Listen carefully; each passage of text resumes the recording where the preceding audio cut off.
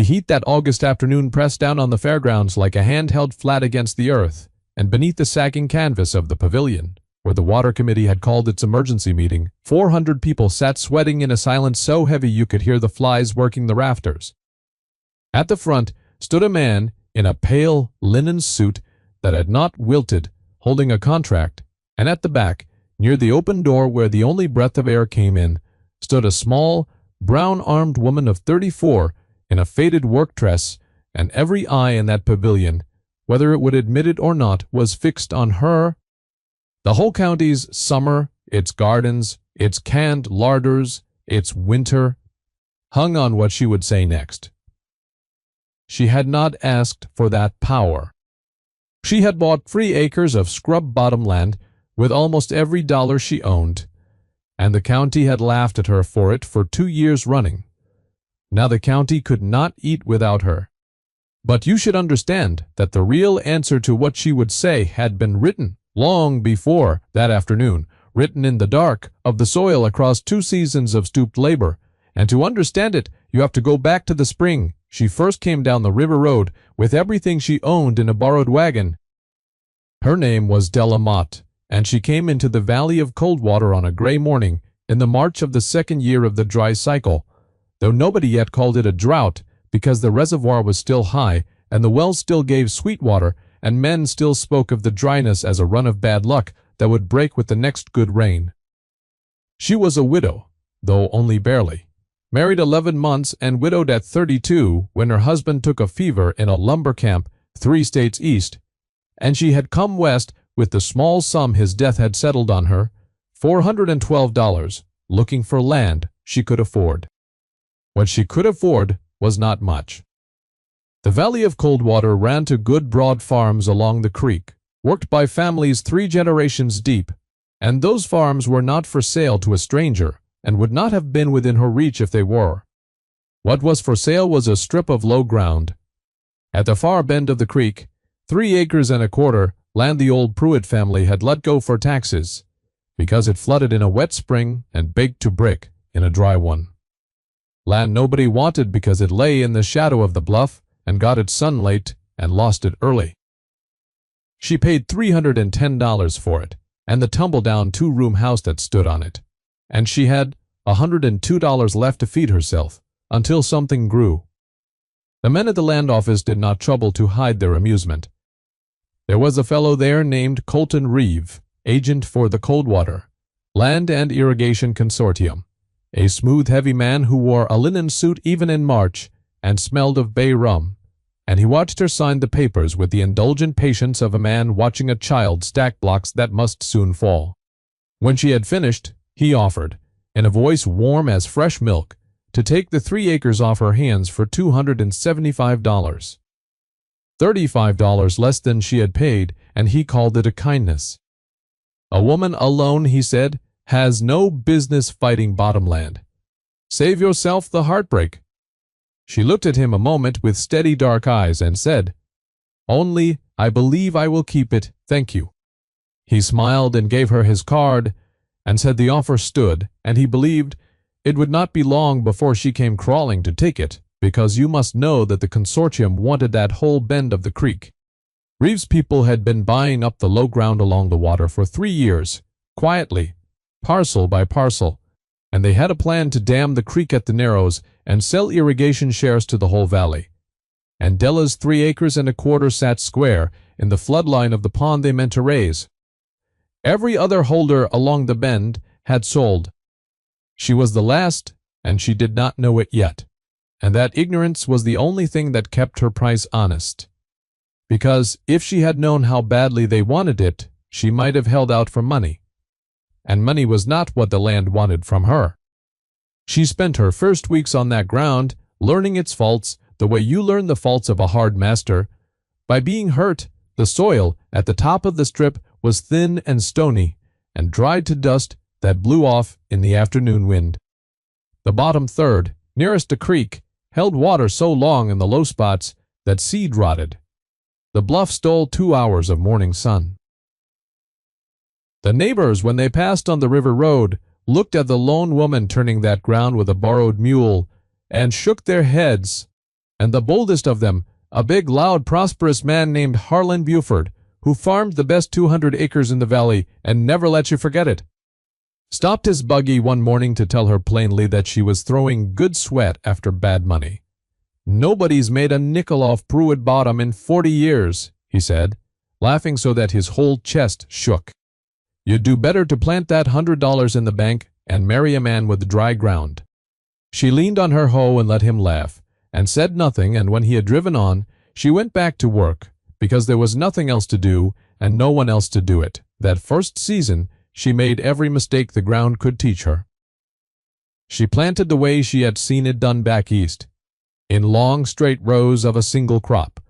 Corn on the top ground because corn was money, and the corn came up thin and yellow and burned in the July heat before it ever tasseled. She planted beans in the bottom, and the bottom drowned them in a May rain, and then baked them when the rain quit. By the middle of that first summer she had turned $102 into 11, and she sat on the sagging step of her house one evening with her hands cracked open and bleeding at the knuckles, and did the arithmetic of her ruin. $11, a dead corn crop, a drowned bean patch, no feed for a winter she would not be able to buy her way through. She had come to believe what every man in the valley already believed, that she had been a fool, and she put her face in her ruined hands and let herself for the first time since the lumber camp fever come to the very edge of weeping. What stopped her was a small green thing. In the corner of the bottom ground where the bean rows had drowned, in a low seep where the creek kept the soil damp all summer, a volunteer squash had come up from a seed she had never planted, a seed that must have ridden in on the flood mud, and it had spread its broad leaves over the wet corner and set 3 heavy yellow fruits, thriving in the exact spot that had killed everything she chose to grow there.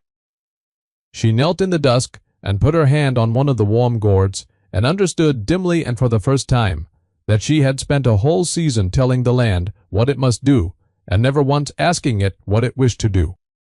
The wet corner wanted to be wet, the stony top wanted something with a deep, dry root. She had been fighting the ground instead of reading it. She did not solve anything that night, but she stopped weeping, and she slept, and in the morning she began to watch. It was watching that brought the old woman to her fence.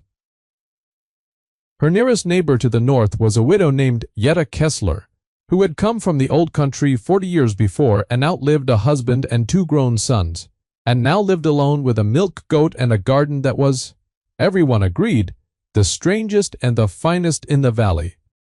A wild-seeming tangle of things grown together that nonetheless fed her the year around and left her enough to sell. The valley half feared old Yetta, for she spoke little and kept to herself, and had a way of looking at you that made you feel your thoughts were transparent, and the children said she could talk to plants.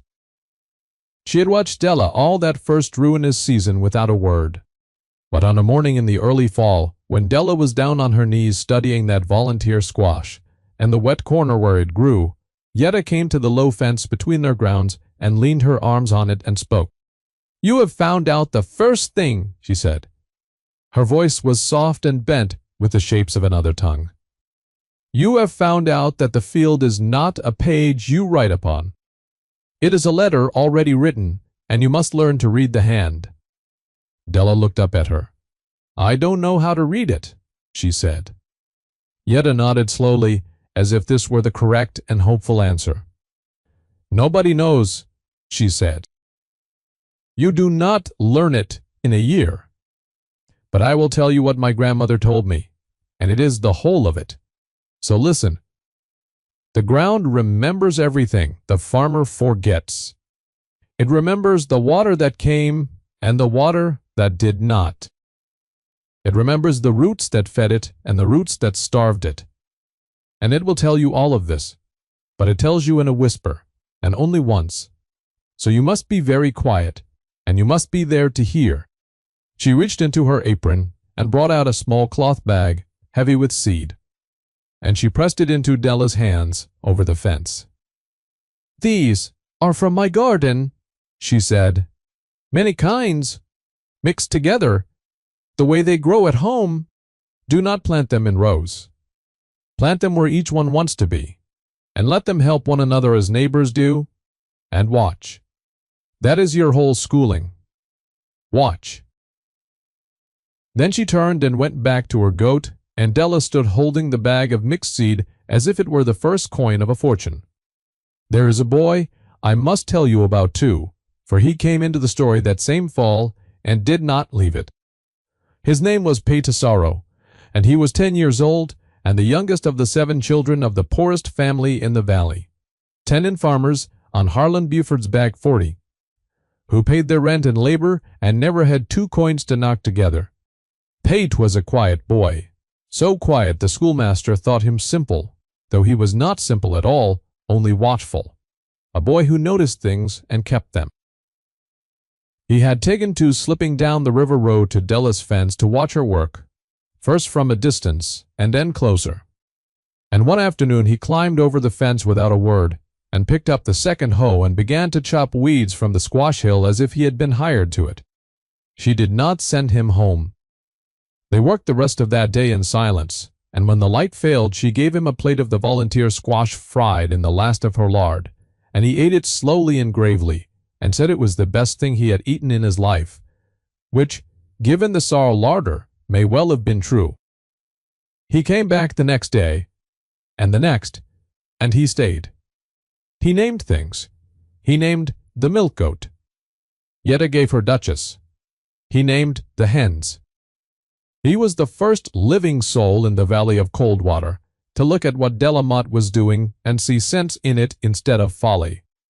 And on the long cold days of that first winter, when the 2 of them mended fence and hauled creek mud and turned the beds, his solemn company was the only thing that stood between her and the whole weight of being. As the valley called it, a woman alone, that winter she planned by lamplight. She had walked every foot of her 3 acres and 100 times, and she had made a map of it, not of what she wished to grow, but of what the ground itself was telling her it would carry. The wet corner near the creek, a half-acre, wanted squash and melon, and the greedy cucumbers, and the deep-drinking celery, things that never minded wet feet. The stony-topped ground, an acre, where the corn had burned, wanted the dry-rooted things that hunt water deep, the tomatoes and the peppers and the herbs and the beans that would climb, and above all, it wanted to be shaded low against the sun that baked it. So she planned to grow tall sunflowers and corn along its west edge as a living wall to break the afternoon glare. The middle ground, the acre, and 3/4 between, was good honest loam that wanted only care and rotation, and there she meant to put the roots and the greens and the heavy feeders. And through all of it she would plant, the way Yetta had told her, not in the lonely rows of a single crop where a pest that loves one thing can march the length of the row and eat the year, but in mingled beds where beans fed the soil for the corn, and the corn held up the beans and the squash leaves shaded the ground so the water did not flee. 3 sisters, and a dozen cousins besides, every plant, a neighbor to another. It was a truck patch only that, 3 acres of vegetables such as a family might keep for its own table, and the Valley of Coldwater, which measured a man by the acres of corn and wheat he could throw against the market, thought a truck patch the smallest and softest kind of farming there was, fit for a widow and not much more.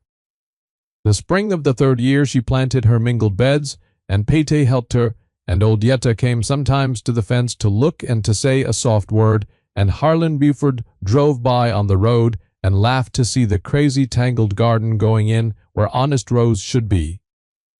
3 acres of salad, he called it. Reeve the land agent came too, in April, in a fresh linen suit, and stood at her fence and made his offer again, higher this time, $350, more than she had paid, and again, he called it a kindness to a woman who could not hope to make that bottom pay. She was on her knees in the wet corner setting melon seed when he made it, and she did not stop working, and she said, "I believe I will keep it, thank you." Reeve's warm smile thinned for just a moment, the first crack in it she had seen, and he said, in a voice a shade colder, "You may not always have the choice, Mrs. Mott." And then he caught himself, and warned again, and tipped his hat and went. She did not think much of the threat. She should have. But she had a garden to plant, and the garden was teaching her at last to hear it. And she had no ears to spare for a man in a clean suit.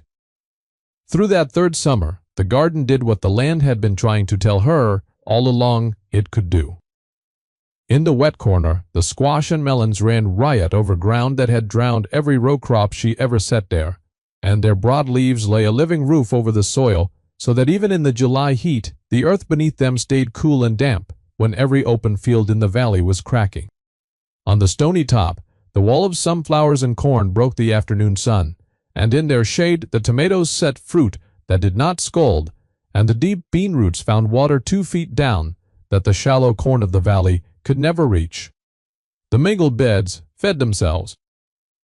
Where Buford and the other big farmers hauled water and dusted poison and fought the ground for every ear, Della's 3 acres held their own moisture like a sponge and threw up more food than she and Pate could pick, and she began, quietly, without a word to anyone, to understand that she had stumbled onto something the whole rich valley had forgotten in its rush to plant one great crop and sell it. She was growing food that did not care so much whether it rained. She did not shout it. She banked it the way old Yetta banked a coal and ash, to keep the fire through the night, low and hidden and alive. And she went on letting the valley pity her. The first man from outside to see the truth of it was a cook. His name was Amos Quint, and he ran the dining car kitchen for the railroad that stopped twice a week at the cold water depot to take on water. And he had grown weary of the wilted, poison-dusted produce the valley farms sold him. He heard from the depot agent that the crazy widow at the creek bend was growing something different, and one August morning he walked out the river road and stood at Della's fence and looked a long time at her heavy-laden mingled beds, and then he asked to taste a tomato. She handed him one warm off the vine. He bit it standing there, and the juice ran down his wrist, and he closed his eyes. He bought everything she could cut that week, and he paid her a price per crate near double what the valley farms got at market, because his was food that had never been scalded or drowned or dusted, and it tasted, he said, like food was supposed to taste. He came every week the railroad ran, and he told the other cooks down the line, and by the end of that third summer, Della Maud was selling 3 acres of vegetables for more clear money than Harlan Buford cleared off his 200 acres of corn, and almost nobody in the valley knew it. Because she paid her debts quietly, and dressed the same, and let them go on laughing. She banked it. The coal glowed under the ash. Then the dry cycle, which the valley had kept calling a run of bad luck, closed its hand at last, and the 4th year came in like the open door of a furnace. It did not rain in April. It did not rain in May. The reservoir behind the consortium's new dam at the Narrows, the dam they had raised on all that bottomland. They bought up cheap, dropped, and the irrigation shares Reeve had sold the valley for good money, began to run dry in the ditches. By June, the creek itself was a chain of shrinking pools. The great corn and wheat fields of Coldwater, all those honest single crops in their honest single rows, stood and yellowed and curled and died in the field, 10,000 acres of them, because a field of one thirsty crop in a drought is 10,000 mouths all screaming for the same water at the same moment, and there was no water. The valley that had measured itself by its bushels watched its bushels burn. And down at the creek bend on 3 acres and a quarter of scorned bottom, Della Maud's mingled garden, its soil, roofed in leaf and fed by roots that ran deep and dew that gathered under the shade, went on bearing. It bore less than in a wet year, but it bore when nothing else in the valley bore at all. And there is a mathematics of a starving country that is very simple, which is that a little food where there is none is worth more than all the gold in the bank. And slowly, then quickly, the whole valley of Coldwater came to understand where the only food for miles was still growing. Colton Reeve understood it first and worst, because Reeve had lost more than a garden. The consortium's whole fortune was staked on selling water it no longer had, and its irrigation shares were now waste paper. And the men who owned the consortium wanted a new thing to sell to a desperate valley. And Reeve, casting about, saw the one green patch left in a brown country, and understood that Delamotte was no longer a woman he could buy for pocket money. She was the last food in Coldwater, and food in a famine is the most valuable thing on earth. He came to her fence in the last week of June, and the warmth was still in his voice, but there was hunger under it now. "Mrs. Mott," he said, "you have done wonderfully, truly, and it grieves me that I ever doubted you. The consortium wishes to buy your operation entire, the land, the crop, the method, all of it, and to make you a rich woman." He named a sum that made her breath catch. $2,000, more money than she had ever thought to hold. She looked at the brown dead valley and at her green beds, and she said, "And what would the consortium do with it?" Reeve smiled. "Feed the valley," he said. "At a fair price." She said, "At whatever price a starving man will pay." Reeve's smile did not move, but something behind it did. "Business is business," he said softly. She said, "I believe I will keep it. Thank you." She turned back to her picking, and this time Reeve did not tip his hat. This time he went away white about the mouth, and the threats began.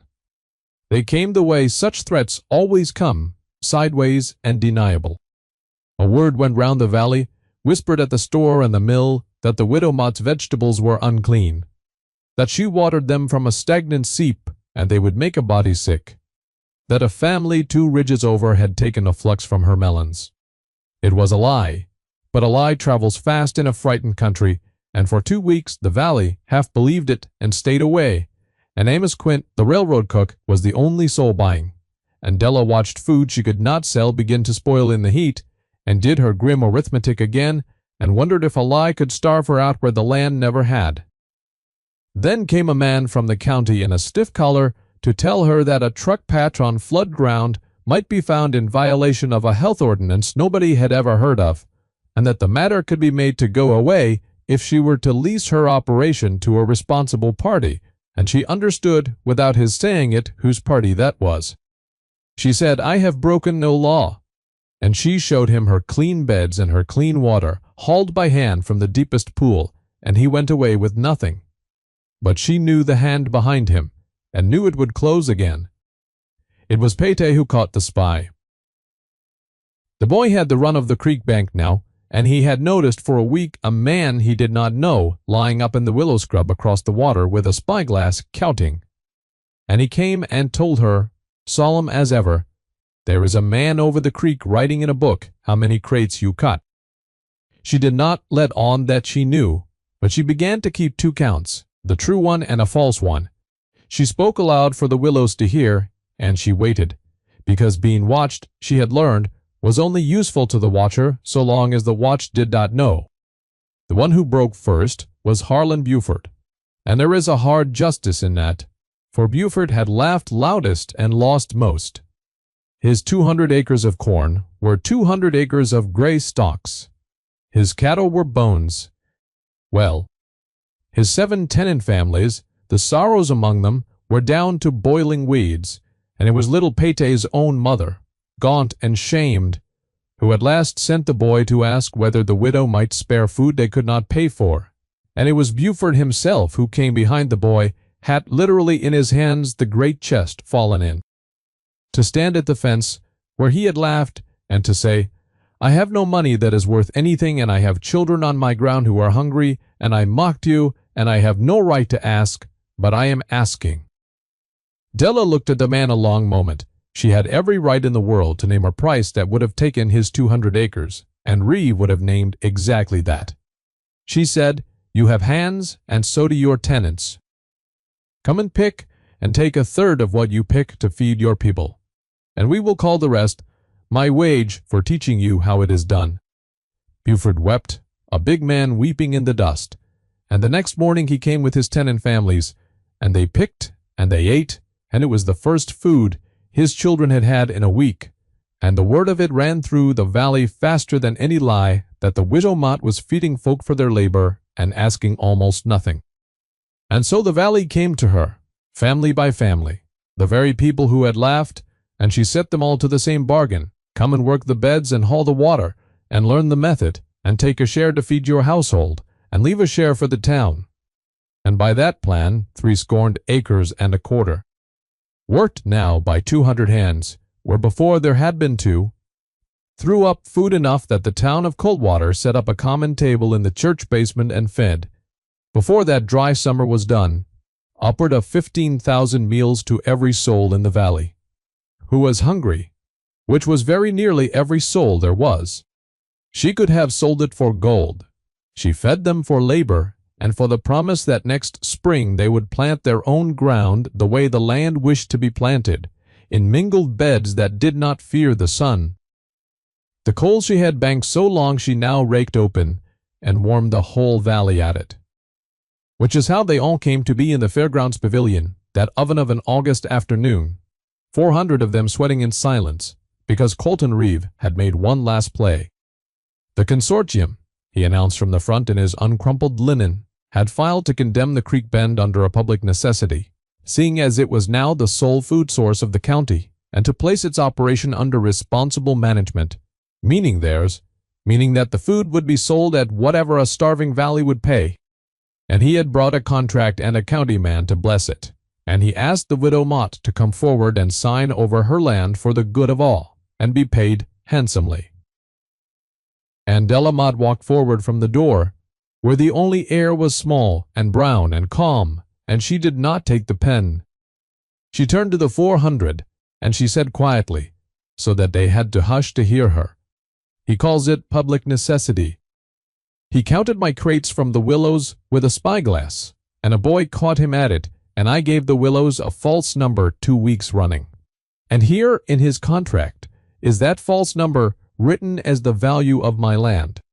Ask him how he came to know a figure I never sold and never spoke to any honest man. Ask him whose necessity this serves." Reeve went the color of ash, for the number was there in his own contract, in his own hand the counted not bought figure, and it damned him as plainly as a confession, and a low sound went through the pavilion like wind before rain. Then Della said, "I will not sell this land to any man who means to sell hungry people their supper. I will keep it. And any family in this valley that will bring its hands to the creek may bring them, and eat and learn, and next year grow its own, and that is my whole answer, thank you." And the valley took off its hats. It happened all at once. The way she had learned things in that country happened, slow, and then all at once, 400 people rising in that stifling pavilion, and Harlan Buford loudest of all, and Colton Reeve gathering his damning contract and walking out through the crowd that would not part for him kindly, out of the pavilion. Before the summer was done, out of the valley of Coldwater altogether, his consortium broken on its dry dam and its dead shares, and its own greedy overreach, defeated not by money and not by law, but by a woman who would not sell what could not honestly be sold. The rains came in the last week of September, a soft gray 3-day rain that the ground drank like a man too long in the desert, and the dead fields greened faintly at the roots, and the creek filled, and the reservoir behind the broken dam rose slow and clean. That next spring the whole valley planted in mingled beds, and old Yetta Kessler, who had said almost nothing through the entire year, came down to the creek bend to see Della's ground turned once more, and she leaned on the low fence as she had that first ruinous fall, and she watched Della and Pate, taller now, setting melon seed in the wet corner. "You heard it," Yetta said softly. "The field. You learned to be quiet, and you heard what it said, and then you did a harder thing than most who hear it ever do." She looked at the green valley and at the woman they had once dismissed as a widow, alone on worthless ground, a woman now who was the most respected soul in the county and no longer alone, at all. A jury. "You kept your ears open when you were poor," Yetta said, "and you kept your hand open when you were rich. And that, child, is the whole of the schooling. My grandmother could not finish teaching me." She reached over the fence and pressed a small warm melon into Della's hands, the first of the year, and Della held it the way she had once held a bag of mixed seed, like the first coin of a fortune she had never doubted was there, waiting in the ground, whispering, only asking that someone be quiet enough and brave enough to listen. Les Jenny, tu vas te faire engueuler. Je veux le même look que celui de ta fille. Ouais, bon, ça doit être à Claire's, Miss, je pense, hein. Et j'ai autre chose à vous montrer. J'ai envie de le garder pour la fin. Est-ce que tu m'autorises, à montrer la petite carte, Jenny? Mettre ça là. Je vais attendre sa réponse.